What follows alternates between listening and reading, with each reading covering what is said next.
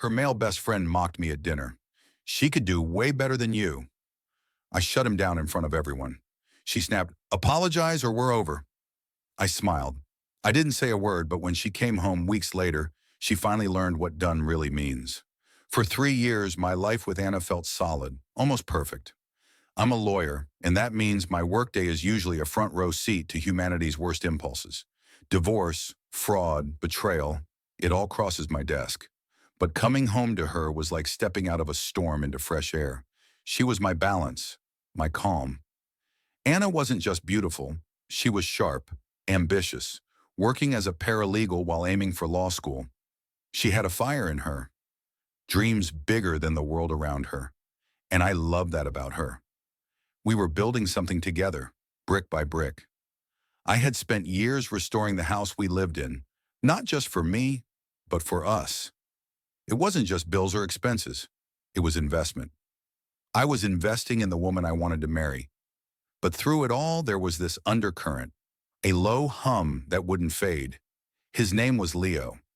Leo was her best friend from college, and from the moment I met him, I knew he was trouble. He called himself an artist, a free spirit, someone who thought working a 9 to 5 was slavery. In reality, he was barely scraping by, designing menus for taco joints, always a step behind on rent. To Anna, though, he was a hero, her platonic soulmate, the guy who protected her after her ex, Alex, broke her heart. She called him family. To me, he was a parasite wrapped in charisma, a man who lived to undermine me in ways so subtle that calling him out made me look insecure. He was good at it, too. He'd slip little jabs into conversations, always wrapped in nostalgia or humor. He'd bring up Alex, the musician who left her devastated, or he'd compare my carefully planned vacations with their spontaneous college camping trips. Remember that, Anna? You can't plan moments like that. They just happen when you're with someone who gets you. The message was always the same. I was the boring, safe option. He was the exciting, soulful one she was leaving behind. And Anna, God help me, she believed it. Every time I hinted that he was disrespecting our relationship, she'd get defensive. He's just being Leo. He was there for me when Alex crushed me. He's family. Jack, I'm patient by nature. You don't win cases by jumping at shadows. You wait. You collect evidence. You let people tie their own noose. And I waited for Leo to hand me the rope. The moment came a month ago. I had just won the biggest case of my career. 6 months of long nights and weekends buried in files, finally paying off. It was a victory that put me on the map at my firm. To celebrate, I threw a dinner party. I invited my closest friends, the ones I'd been neglecting during the case, and told Anna she could bring hers, which of course meant Leo. The night was perfect at first. Laughter, music, expensive wine I'd been saving for the right moment. For once, I was able to relax, until Leo opened his mouth. He launched into a ramble about art exhibits, using it as an excuse to pit creators against suits. He stared straight at me when he said it. Some of us are driven by passion, others are just practical. He sipped my wine like he owned it. My friends saw the game instantly. Their faces hardened, but I kept my composure. I smiled and stayed quiet. That wasn't enough for him. He leaned toward Anna with mock sincerity. I just hope you're happy, Anna. Jack's a great guy. Stable, reliable.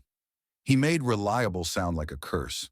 Then he smirked, locked eyes with me and said, but you've got to admit, she could do way better than you.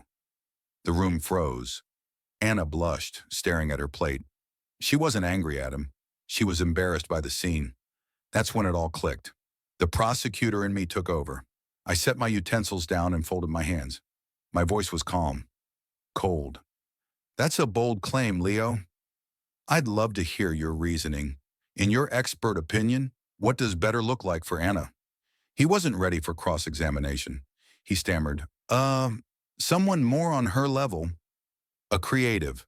Someone who gets her. So you mean you, I said evenly. You see yourself as the gold standard. He puffed up.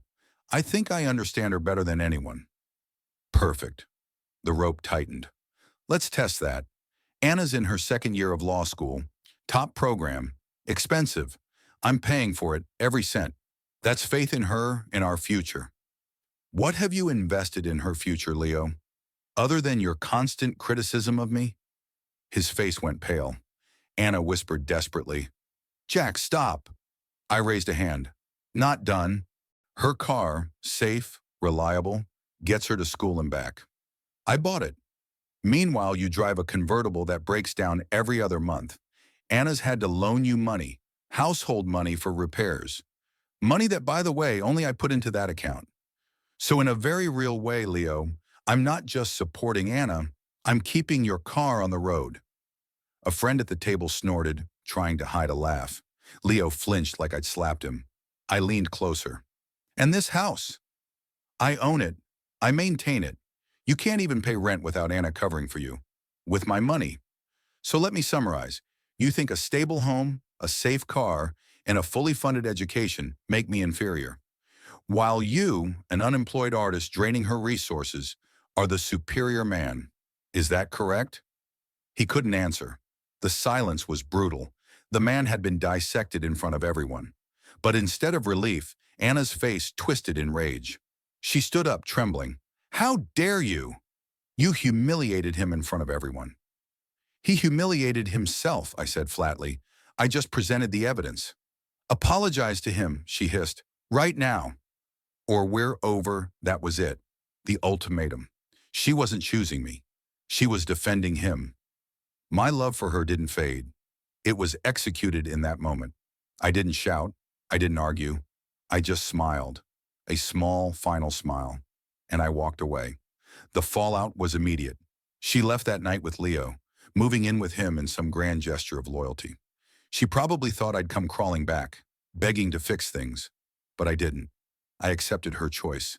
For 2 weeks, I disappeared. I ignored her calls, her texts that went from angry to pleading. I ignored the friends she sent to talk sense into me. While she waited, I acted. I boxed every possession she owned and changed the locks. Then I made 2 phone calls. The first was to her law school's dean. The private scholarship fund I had established in her name dissolved, effective immediately. The second was to my firm. I had secured her a coveted summer internship, a career launcher. I informed them of a severe personal conflict. The offer was rescinded. It wasn't revenge. It was simple. My support had always been conditional on our partnership. She shattered that. The investment ended. Exactly 2 weeks later, she showed up. The security camera caught her fumbling with her old key. When it didn't work, she rang the bell. I opened the door on the chain. She looked exhausted, worn down. Living with Leo hadn't been the dream she imagined.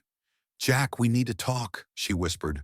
No, Anna, we don't. You made your choice. The conversation is over. Tears filled her eyes. You can't just throw away 3 years over one fight. It wasn't a fight, I said. It was truth. You demanded I apologize to a parasite trying to sabotage us. You chose him. She panicked. But law school, the internship, everything we planned. Yes, I interrupted. Your tuition is due next week. I hope you and Leo have a plan because I'm done funding it. And that internship? Gone. The firm takes conflicts of interest very seriously, her face drained of color. You can't do that, she whispered. I already did, I said. Actions have consequences. You gave me an ultimatum. I chose over. Now live with it. Go ask Leo for help. After all, he's better than me, right? And I shut the door on her tear-streaked face. Her life unraveled quickly. She dropped out of law school 1 semester shy of graduation. Her dream ended. She's still with Leo from what I hear. They live in his cramped apartment, bitter and broke. She resents him for what he cost her. He resents her for what she reminds him of. He got the girl, but he got a hollowed-out version, one he can't afford to fix.